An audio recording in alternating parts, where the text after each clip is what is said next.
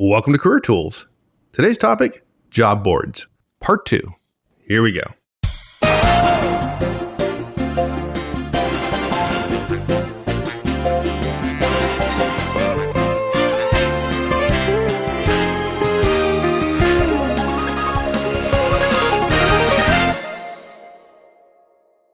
Hey, let's review real quick a number you laid out earlier, because what we're going to suggest here is going to require some work, and maybe some people are going to take a second look at that and go, I'm not sure I really need to do that. But remember the number that Mark said earlier, 25 million profiles and resumes out on these boards. I mean, really, I don't think those 25 million resumes they're all getting job offers. So you better be in the top 5%. So let's throw a number out. Which ones, what percentage of those, or what number of 5 million, don't state it as a percentage, state it as a number, do you think are current?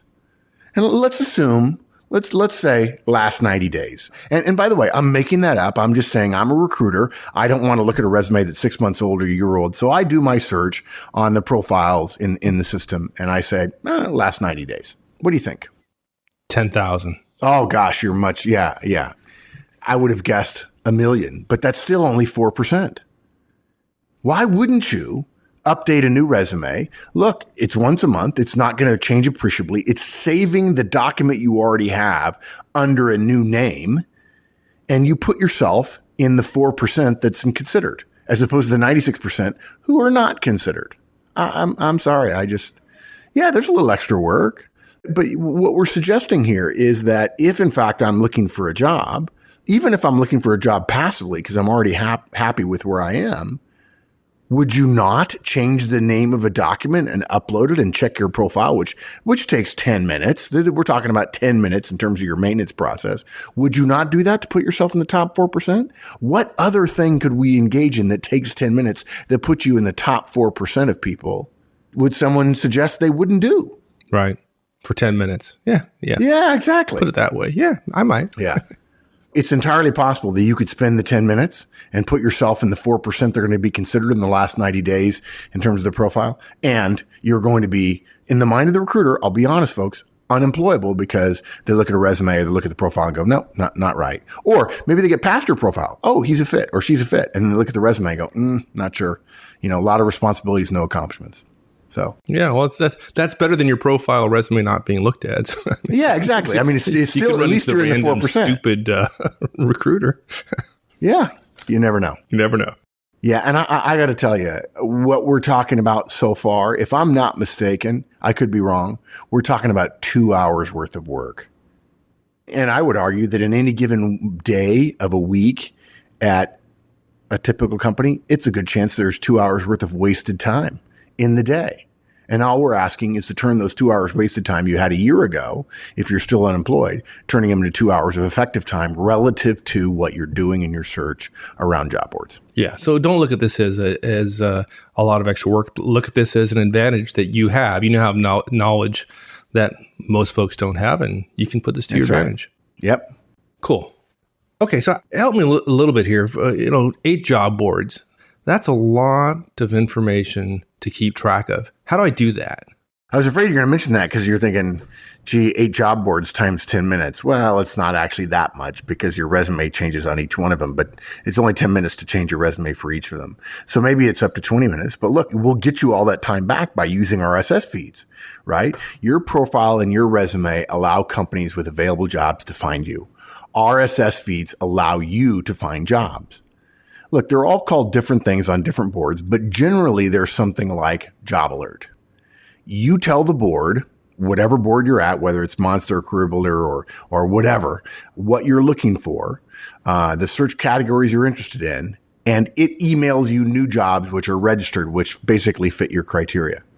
And let's be smart about it, right? Don't make it so small that you limit the number of choices. Look, let's be honest.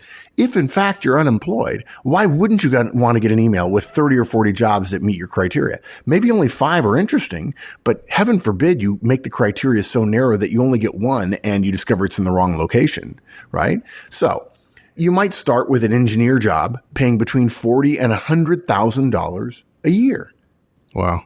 Okay. And that's a pretty big range. I mean, when you talk about orders of magnitude or multiples as opposed to fractions, that's pretty big. But you might find you barely get any roles sent to you based on that job alert request. On the other hand, you might get a lot of roles sent to you, and then you'll be able to narrow your criteria over time. You can be smarter.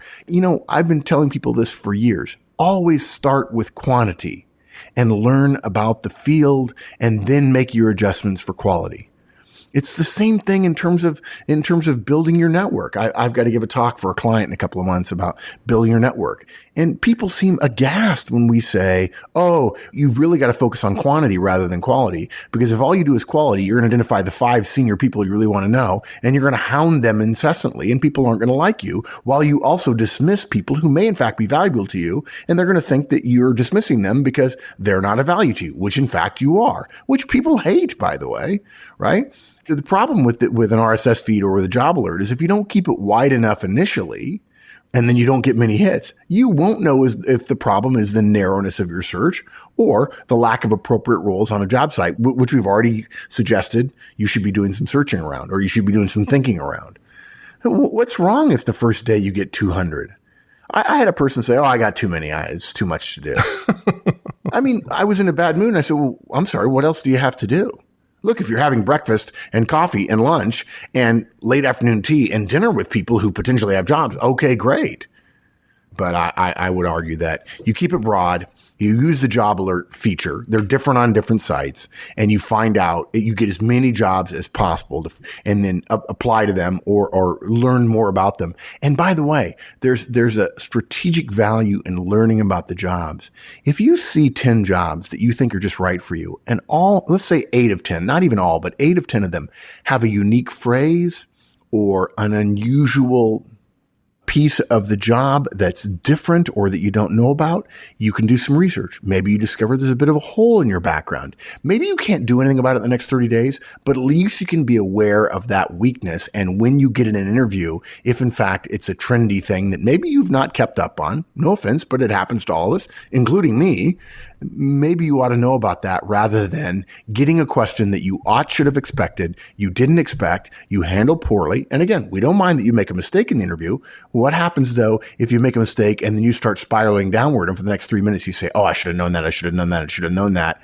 All the while the recruiter is asking you a multiple part question and you're so busy beating yourself up, you can't hear it. It's never your first answer, your first mistake that creates the problem. It's the mistakes you make after you're beating yourself up and thoughts in your head are keeping you from hearing the words out of the mouth of the recruiter that kill you in an interview. We don't mind a first mistake. We mind the second and third mistake that happened because you made a first mistake, and that's all the sound in your head. It's sound and fury, and it signifies nothing other than failure. Sorry, that wasn't a rant. It wasn't even really a soapbox, but come on, guys. I mean, we want you to be successful in your search, and you've got to use these RSS feeds. You've got to use these job alerts to reduce the time that you're going to spend extra that we're recommending in order to have your search on the job boards be effective. Good. Okay. So what if I do all this, right? Right. Okay. I do all this. I selected 8, really 8 job boards. I posted my profile. Yeah, I just want to make a point where it's been a few minutes since we talked about 8, right?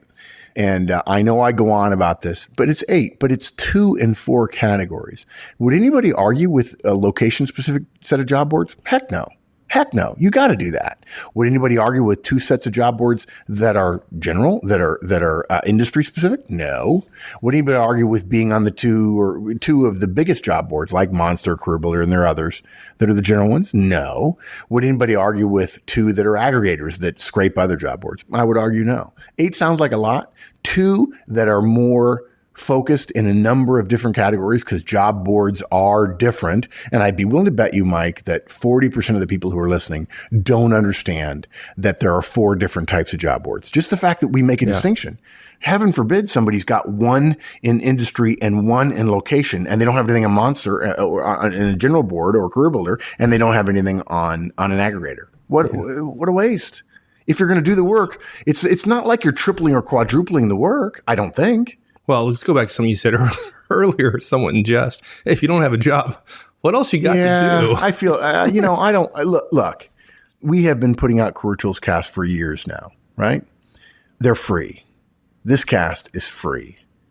We're not making light of somebody who's lost a job. We flew to New York a couple of years ago and did a career crisis seminar for free in New York and spent thousands of dollars saying, look, if you've been affected by the downturn, and it was 2008 or 2009, we're here to help. Our forums are there. If you send us an email, show@manager-tools.com, we'll try to help as best we can. We feel like a lot of people couldn't afford the resume review service. And so we created the resume workbook and we charge a third of the price. So I don't want to be seen as insensitive. I just want everybody to know what the possible levers are. And you don't have to be 10% better than everybody else, but you can be 1% better in 10 things, and that could make a distinctive difference. All right. Sorry. Okay. So I think my question was something along the lines of, hey, I'm doing all this stuff, right? I went to the 8 job boards. I posted a profile. I posted my resume. I updated my profile and resume monthly. I'm using the RSS feeds to monitor what's going on. Yeah. And it's not working for me. So what's a reasonable amount of time to go to kind of have a plan, execute on it, and then kind of measure and see what kind of results you get before going back and adjusting? Look, the short answer is you've got to review the quality of leads you're getting quarterly. Okay. But I want to give you a larger answer, which is 2 parts. One is there are a vast majority of people who think that simply putting a digital representation of yourself in the bazaar, and I don't mean BIZARRE, I mean BAZAAR, in the marketplace, that literally being in the marketplace is enough. I'm going to use a really lame analogy. There are stores that go out of business in malls every day, folks. The fact that you're in the marketplace doesn't make you successful. There are 2 types of people when it comes to job boards. Those people who believe that just being in the bazaar matters, and those people who say, this is a chance for me to really work the system. And that's what this cast is about, working the system. Okay. That said, you can't be in the bazaar. You can't be trying to sell your wares and not paying attention to the foot traffic and the sales and the profitability you get. So once a quarter, you've got to review the leads you're getting, the quality of the leads you're getting. Are you getting enough jobs emailed to you? Are you getting the quality of jobs you'd like to see? Are your search terms sending you roles that you wouldn't expect? And that may or may not be good. It depends on the kind of roles you're getting. But if you're not getting what you want, it's time to go back and tweak the search terms. And frankly, the marketplace has changed in 90 days. And so it's good to update things, to look at your search terms. And maybe what you do is if it's been 90 days and you haven't heard anything, maybe you tweak a couple of them that you think, well, these were close calls. Just uncheck one and recheck another and see what kind of results you get. Maybe you only wait 3 weeks before deciding, wow, the quality just went down. But at least you know, rather than saying, well, I didn't get anything this first 90 days. I'll wait 90 more days. That's 6 months, right? So if you're not getting what you want, tweak your search terms. If the quantity isn't there, widen your search terms further. Or let's go back. It's been 90 days. Let's take a look at the 4x2 decision we made regarding the 4 types of job boards and the 2 choices we made in each one. Maybe we ought to change. Maybe it won't make a difference, but let's not, after 90 days, where one would expect the digital nature of things to have given you some indication of how things are doing, let's not assume that, oh, then the next 90 days, things will magically change. Let's be proactive about it rather than just assuming, well, I'm in the bazaar, so therefore people should be beating a path to my door. Let's also remember that don't go 90 days, don't get the results you want, and then just give up. Right? I mean, oh yeah. Yeah. I mean, that's the other piece. You and I both have a good friend. You know who I'm talking about. Somebody I'm mentoring or coaching. Now he's currently employed, but he wants to do something different. And this guy is, man, he sends me an update every single week about what he's doing. And he's got activity. This is a project, and he's got a plan, and he is working it like nobody's business. And guess what? He knows who he is, and I tip my hat to him. It's totally professional the way he's doing it. Didn't we do a cast a while back where we talked about the idea of an executive can be happy and open to new opportunities? Exactly. Right? That's what he's doing. Exactly. That's what he's doing. And it's not open like as in I'm calling to the moon and saying I'm open, and now the law of attraction says jobs should fall on my head.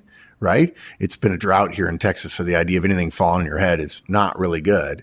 But gee whiz, he essentially is making the market in my mind. If I know who you're talking about, I'm pretty sure I do. Oh, you do. He's making the market. Yeah, and here's my point. For the first several months, it was slow going. He was busting his butt, and he wasn't getting a lot of great opportunities. He was reaching out to his network. He was rebuilding his network, frankly, doing some things maybe he'll be the first to tell you that he should have been doing a long time ago. And, the first 4 months, 5 months or whatever, he wasn't as successful as he would have liked to have been. But he didn't give up. He continued to execute his plan. And right now, it's just like the heavens opening up. He has lots of opportunities, some really exciting companies doing some things he loves. And it didn't happen overnight. And he didn't give up. And like, if you can be as professional as this guy, you got it made. Yeah. He's pretty There's something else too, I think. We've said this before. I think we only have one cast on it. And when I look back sometimes, I think we did one cast on some topics that were so huge. Relatively speaking, if we could weight the cast, there are some casts which would just vault above the others. And the whole one about building your network, again, I'm going to talk to a group of client managers, trying to help them build their internal and external networks. And I say, the person said to me on the phone the other day, says, well, how do we help our managers and executives build their network? Like, do they need to learn networking skills? I'm like, no, they don't need to learn networking skills. They need to create new friendships. They need to stick out their hand and say, hi, I'm Bob. Hi, I'm Jane. Nice to meet you. And they need to start a relationship and then stay in touch with the person. It's not rocket science. This is not networking, folks. We're not asking you to schmooze. We're asking you to create new connections with people. And that means being willing to introduce yourself. And if you say to me, I'm a shy person and I'm not comfortable with that, my response is, if you want your life to be comfortable, I'll never forget the quote I heard from a friend of mine a number of years ago: never confuse a good life with an easy life. If you want this to be comfortable, you should have turned us off 40 minutes ago or however long ago we started this cast, because it's not going to be comfortable. On the other hand, all we're asking you to do is meet new people, which you do all the time in your neighborhoods, at your church, at your synagogue, at your mosque, or on your commute. I met a guy recently, Mike, who told me, oh, yeah, I've got 3 or 4 friends on my commute. And I said, oh, well, tell me about them. What do they do? He says, I don't know. I said, what do you mean? They're your friends? Well, they're not really friends. They're just guys I happen to end up standing next to on the train. Well, what do they do? Well, yeah, I don't know. What are their names? I don't know. I'm like, dude, they're not your friends. I mean, how many times? He says, 4 days out of 5. For how long? Oh, over a year. You're standing next to a guy on a train going to New York City, and you don't say, by the way, I feel badly. I should have said this weeks ago. My name's Mark. It's nice to meet you. Oh, hey, Mark. Nice to meet you. I'm Robert. Hey, what do you do, Robert? I work at Morgan Stanley Smith Barney. Oh, is that so? I work at Credit Suisse. Or, oh, hey, is that so? I work at Goldman. Or, hey, is that so? I work at New York Life. Or whatever. I work in the fashion industry. Whatever. So what this guy has done, you're talking about, he did the hard work early. He didn't get a lot of response. And now a little bit of the slow growth, the slow building of lots of relationships being rekindled and restarted matters. Folks, if you want your career search to go faster and you're employed now, start rebuilding your network now. Yeah. So that the hockey stick part of the graph will happen when you most need it. When you're unemployed, or when you're close to being unemployed, or when you're ready to make the move, so you don't ever have to be unemployed. Right. Okay. So talking about rebuilding your network, we'd be remiss if we didn't mention LinkedIn. What do you think about that? Yeah. Look, I'm sorry. People just don't see LinkedIn as a job board. And I understand if LinkedIn is not a job board, and yet I can make a case it is. You connect with people who have jobs. There are people who are looking for jobs. There are people who are looking for people on LinkedIn. There are people who are using it as a job board. Therefore, in terms of a search, by definition, you have to treat it as a job board. Think of it as the ultimate lucky number 9, right? It acts as a job board. Now, because it's the de facto standard for your professional self, if you will, on the web, you need to use it in addition to the job boards. And of course, we've got a cast on how to use LinkedIn already delivered, and we point you to that as well. But look, check your profile. Could you build your profile a little bit more? LinkedIn's very good at sending you a note saying you're only 60% of the way there, or you're 80% of the way there. Well, build your profile out a little bit. Pay attention to other people who have similar profiles to you. Hopefully you've got some friends. Look, if nothing else, and this is the lamest if nothing else I've ever said in a cast, if you're not on LinkedIn now and you don't want to get on 8 job boards, at least please put a profile up and your background up on LinkedIn. And look, if it helps you to do it, if you need somebody to start with, send a request to Mike and I. If you're a listener, say you're a listener, and we will be happy to connect with you on LinkedIn. Yeah, we've got lots of connections, but it's not because we're necessarily great guys. It's because of the show. And so I think they stopped counting at 500 plus, but we have a lot. And if there's a way we can help, we'll try to help. Yeah. Easy peasy. Yeah. as my mom used to say. As long as you are willing to recognize that being in the marketplace is not the same thing as aggressively marketing your wares in the marketplace. This whole cast is about getting in the marketplace to begin with. There is a digital marketplace. It's not as effective as the face marketplace, but it's not ineffective. And you can be much more efficient if you follow the recommendations of this cast. So, quick recap. What do you say? All right. Okay, good. So, look, you got to select 8. I know that sounds like a lot, but hopefully it made it easier based on the 4 categories, which is general, location. I feel like a disservice because I was joking around about 8. 8 is not a lot. But, if you don't have a job or you're looking for a better job, nothing that good in life comes easy. It's not an unreasonable number. Well, let me put out a challenge then. Let me make it a little bit, not harder, but let me make it better. Okay, because often harder is better. Let me say it this way. If you're somebody out there and you're going to go ahead and find out about the job boards, gosh darn it, come to our forums. Mike and I don't benefit, but other managers, thousands of other managers all over the world. In fact, we found out this week that we're in every country in the world. Chad was a lone holdout. And for those of you who offered to move to Chad, somebody did suggest, I'll go to Chad and log in just so you guys can say you've been in every country of the world. But look, there are managers all over the world whom you won't meet would benefit. And this is the giving mentality that hopefully we try to set an example for by giving away all of our knowledge for free in the Manager Tools and Career Tools podcast. But look, come to our forums and tell somebody, hey, look, I just want you guys to know I followed the guidance about job boards and here are the 8 I picked. Yeah, it was Monster and Career Builder.